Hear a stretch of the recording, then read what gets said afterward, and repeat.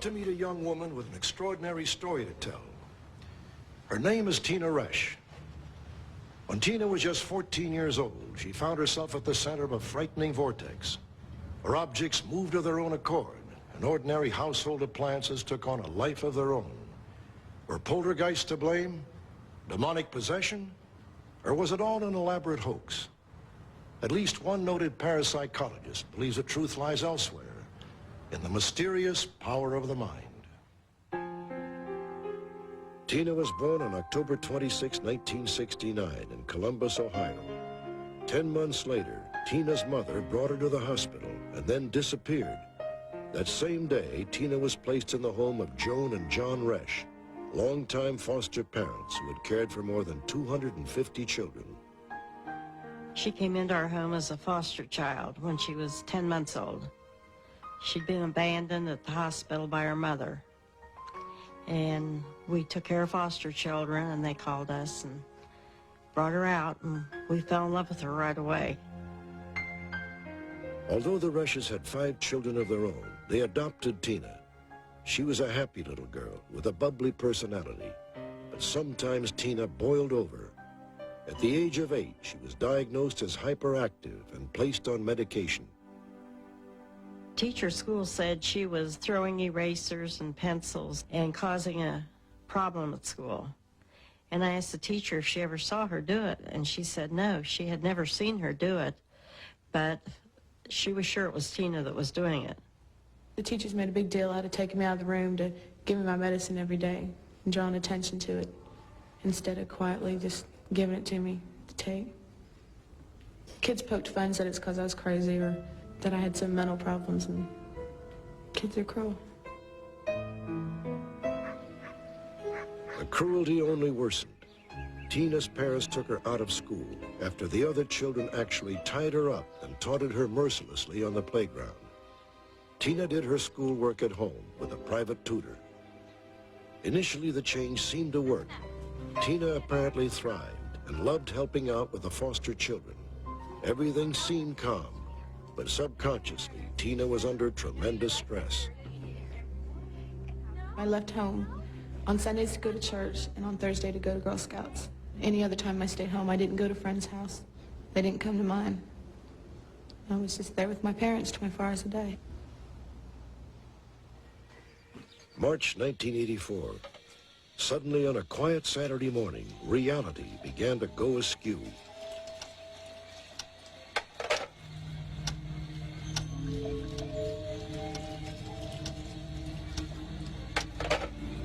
The hands just started going around at a very fast pace.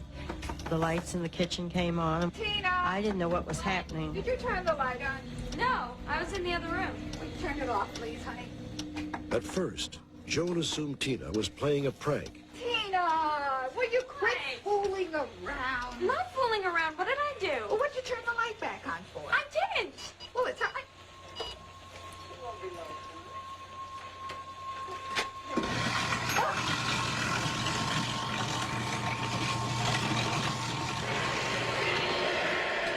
I'd just turn the TV off. And when I turned it off, the picture was still there and the sound was still there. So I unplugged it. And when I unplugged it, the same thing.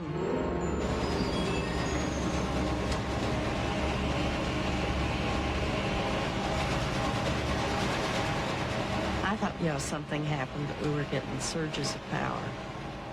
I don't know, things were happening so fast, you really didn't have time to think about it.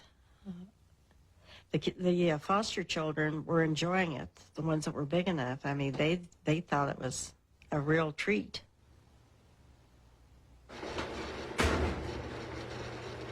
John Resch had been out running errands. John? When he returned, things were still haywire. We're so close in here. Oh, honey, it won't turn off. You're kidding. Oh, Have you tried the buttons? Yes, and everything. We've had some sort of electrical problem here. The garbage disposal turned on, the microwave turned on. I think I better call Bruce. John Resch immediately telephoned Bruce Claggett, an electrician. There was an ungodly howling on the phone. It's just an eerie howl that I'd never heard before, and it was so loud and disruptive you couldn't talk over it. it would howl, and we'd have to quit our conversation and wait till the howl died down and then start talking. And it was just as though it wasn't wanting us to communicate. So you think it might be out here? Well, that's where I always like to check first, see if all the breakers are good. Immediately, I went to the main breaker box, took the cover off the fuse box, and I inspected all of the breakers and looked for any hot spots, no loose joints. Common reasoning was out the window, it seemed like. I just didn't know what was happening. Breaker box is fine, exposed wiring's fine, I can't find a thing wrong. Well, there was something wrong with it this morning. Obviously, it's not happening now. If it happens again, call me, all right? Sure. Thanks a lot. As soon as Bruce Claggett walked outside, the electricity started to act up again. Dad! Bruce. Just as Joan had earlier, Bruce also suspected a teenage prank. Is there a wall switch for that? Yeah, right there. Well, it's on. Yeah, of course it's on. So what's the problem? The switch is on, the lamp is on. That's the problem. The lights go on and off, the switches go on and off. By themselves, up and down? That's what happens. Tina. No, I did This not just do- didn't make sense, and I thought, she's playing tricks on her dad, turning lights All on right, and I got off. an idea. I know how to check this out, okay? I thought, well, I've got to have some way of turning that switch off and keeping it off. I thought, well, I'll put some tape on the switch, and that way it'll keep it from coming on. My thought process is, now no lights can come on because I have taped them down. Okay, that should do it. Bruce taped every light switch in the living room. Let's just... Then he and John went back to the switch by the front door to wait. They waited in the wrong place. The hall lamp. The tape was gone, and I saw that the switch was in the up position, but there was no sign of any Scotch tape.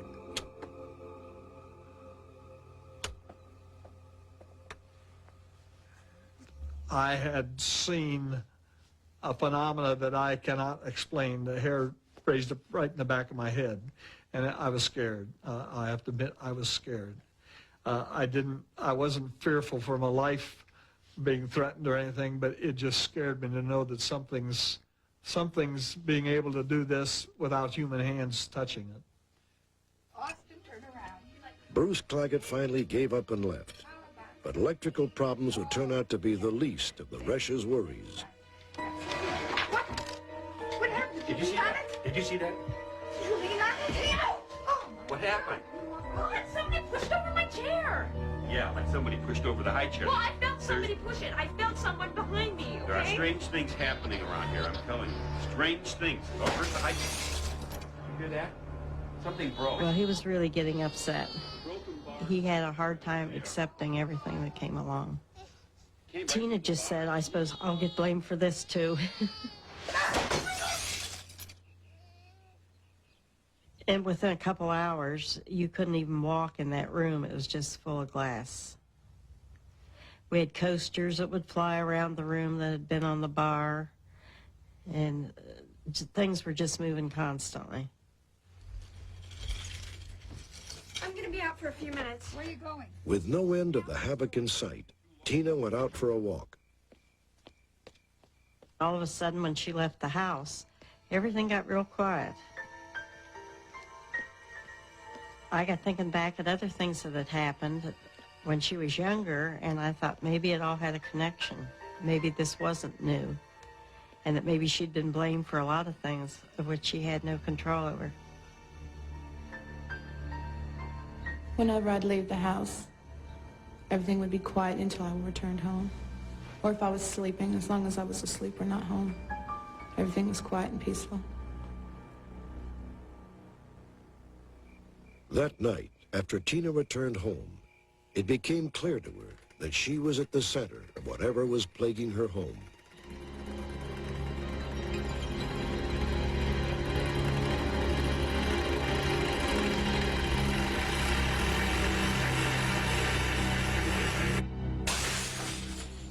John! The next morning, more of the same. Goes again! Joan and John had become almost blasé. Where'd this one come from? From off of the counter. Thought you weren't going to put them on the counter anymore. I thought you were going to put them in the cupboard and keep them in the cupboard. My husband spent a good deal of time just cleaning up, sweeping, trying to keep a path through the house. Tina, put the eggs into the refrigerator, please. They were breaking, and we thought we'd put them back in the refrigerator and just take one egg out at a time. But the eggs came out through the door. By the time we were through with breakfast, we really had a mess.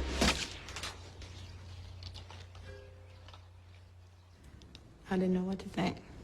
We were studying in theology about devils and all this, and I thought, that's got to be it. That's got to be it. Or this house is haunted. Something was wrong with this house. And in the name of the Father, the Son, and the Holy Spirit, I admonish you, Satan, to depart from this premises, never to return. Joan Resch called her minister.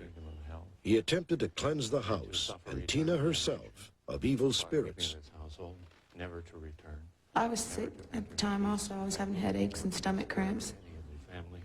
People tried to tell me that I was possessed, and that scared me because I was just being confirmed into my church. And I have all these people telling me that I'm possessed, I'm going crazy, there's something wrong with me, and I started to believe them. Maybe there was something wrong with me. Why now? Why all of a sudden are all these things happening? The minister asked if he could talk to us for a little bit, so we went into the living room. Now you see? Now there. That's what I mean. And he looked around to see if there was anyone else other than Tina and her father and I. And there wasn't. Well, you see, And he said, there's some things we do not understand, and there really wasn't anything else he could do. The bizarre occurrences and Tina's physical symptoms worsened. Doctors could find nothing wrong. Desperate for help, Joan called Mike Harden, a reporter who had earlier done a story on the Resches as a model foster family. Harden brought photographer Fred Shannon with him. Why don't you gentlemen sit down, make yourself comfortable, and I'll make some coffee. Thank you, that'd be wonderful. Right. So, Tina, when these things happen... Tina was sitting there. To her left and on the floor was an Afghan. And that Afghan sat there all this time while we were there. I'm looking right at her. God! Oh. This Afghan lifted off the floor and zip and covered her head. It pretty much happens everywhere. I couldn't really select one place. I bring the camera up to my eye with my finger on the trigger, and I waited, and I waited, and 25 minutes, my arm got tired and nothing happened. So I brought the camera down. Okay, we're fine. I went this way, and the phone went that way. Now, what's that tell you? Tina, do you know what's causing this? Whatever this thing is, the force, or whatever you want to call it, it knew I had a camera. But the force did not want its picture taken. So at this point, I had the camera up to my eye about 5 minutes. And I very slowly, with my finger to the camera, my eye continues to go over. Bingo!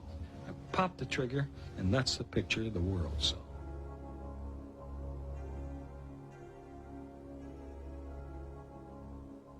I did not see her start it in motion or aid its motion or help it in any way. It moved from left to right in front of her. That's her left to right on a level, even trajectory. That's it.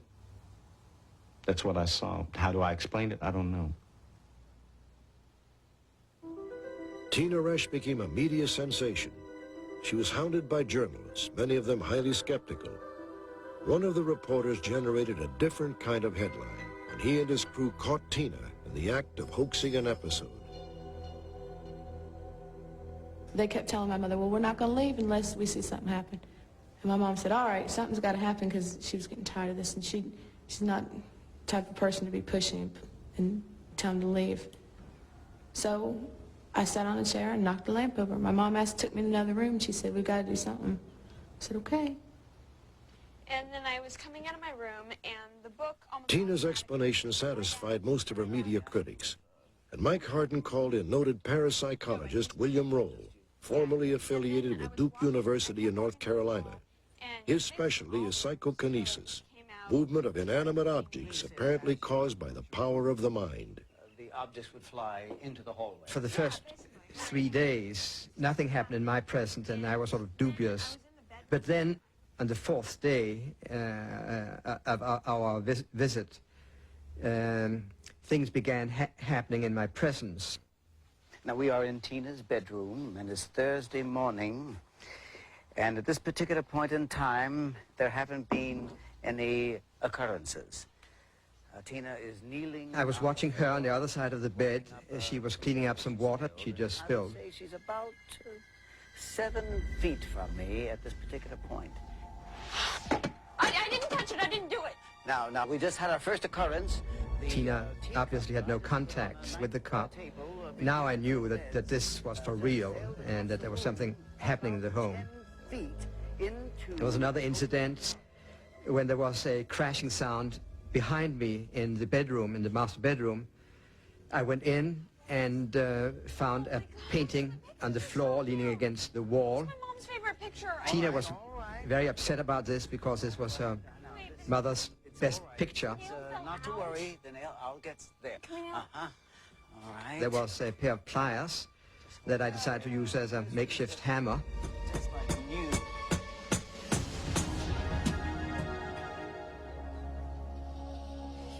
Yes, my tape recorder. All right, now let's just... At last, it appeared that Tina's paranormal powers were putting on a show for William Roll. Yes, I see. It was clear to me that it needed to be researched further, and it was also clear that Tina was a girl who needed counseling, she needed help, and we decided that she return with me to North Carolina where we could continue counseling with Tina. William Roll became convinced that at the time, Tina was unusually susceptible to electrical energy. A magnetic storm in the Earth's atmosphere may have triggered an ability to inadvertently manipulate the physical environment. Occurrences that happened in the Resch home were an expression of Tina's inner turmoil.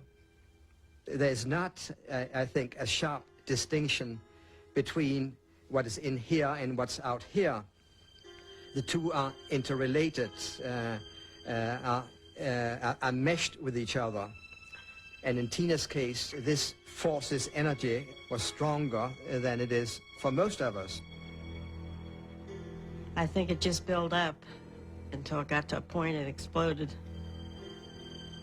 And it just seemed like she had no control over it, but she was, in a way, doing it with her mind. Tina's symptoms and the psychokinetic occurrences eventually subsided. Today they have disappeared almost entirely, yet the emotional scars remain. I just feel that anybody who knows about this is going to look at me like I'm crazy. And it's just another thing to be different. It doesn't end. Because I can't cover up my past and I can't hide it from anyone. So it's right out there in plain view. I feel vulnerable to it.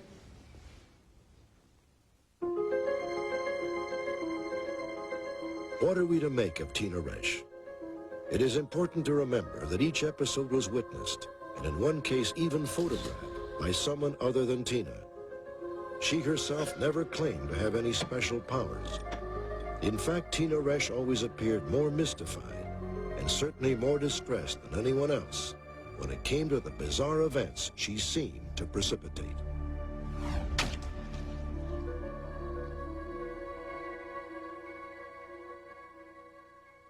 The official position of the mainstream medical community is that psychokinesis, the ability to move objects with the mind, does not exist. However, when we called the psychology department of a major university, one of their eminent PhDs quietly admitted, quote, "It may not exist officially, but I myself have seen it happen and have no explanation for it. No explanation at all."